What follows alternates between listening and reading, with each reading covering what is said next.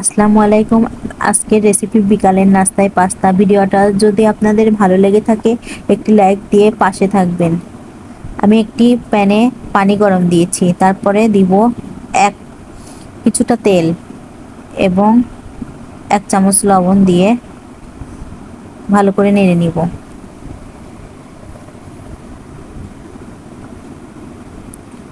পানিটা হালকা বলক আসলে পাস্তাটা ঢেলে দিব। এখানে আমি যেহেতু 200 গ্রাম পাস্তা নিয়েছি সেই অনুযায়ী পানি দিয়েছি। আপনারা যতখানি পাস্তা নেবেন সেই অনুযায়ী পানি দিবেন। কিছুক্ষণ পর পর আমি পাস্তাটা নেড়ে দিব। আপনারা ঘড়ি দেখে ঠিক 15 মিনিট পাস্তাটা সেদ্ধ করে নেবেন।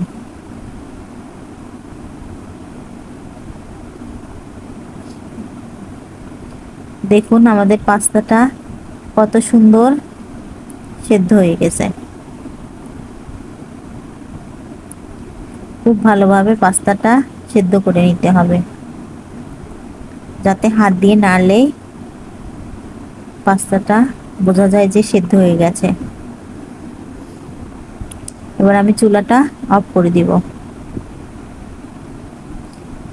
একটি প্যানে কিছুটা তেল নিয়ে নিব। 1 কাপ আলু কুচি দিয়ে দিব।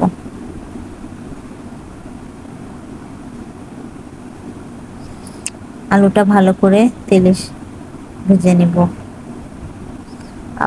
কিছুটা লবণ দিয়ে দিব যাতে তেলের মধ্যে আলু ছিটকে না যায়। লবণটা দিলে ভালো হয়। 1 কাপ পেঁয়াজ দিয়ে দিব। আপনারা চুলার আঁচটা মিডিয়ামে রাখবেন। কিছুটা হলুদ দিয়ে দিব।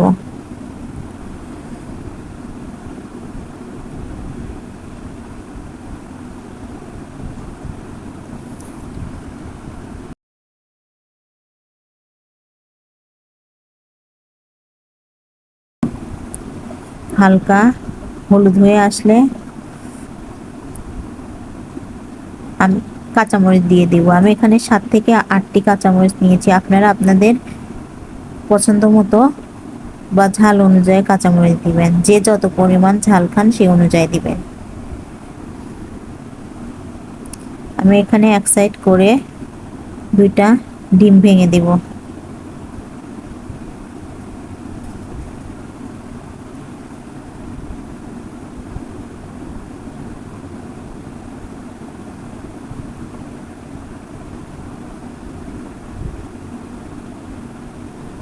কিছুটা লবণ ছিটিয়ে দিব।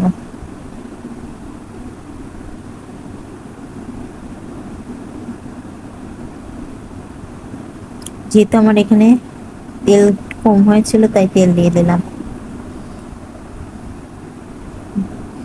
যারা যেই পরিমাণ তেল খান সেই অনুযায়ী দিবেন। পেঁয়াজ আলু সবকিছু বাদামি কালার হয়ে গেলে পাস্তাটা ঢেলে দিব। ঢেলে দিয়ে কিছুক্ষণ নেড়ে নিব।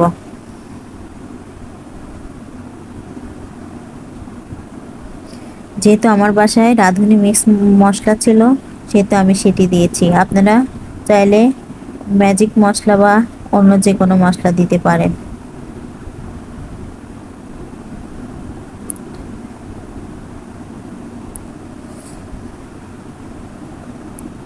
এইভাবে রান্না করলে স্বাদটা অনেক সুন্দর হয়। আপনারা বাসায় ট্রাই করবেন, আশা করি ভালো লাগবে। কিছুটা লবণ অ্যাড করব, যেহেতু আমার এখানে লবণের পরিমাণ কম লাগছে তাই। ভিডিওটা ভালো লাগলে আমার পাশে থাকবেন। আসসালামু আলাইকুম।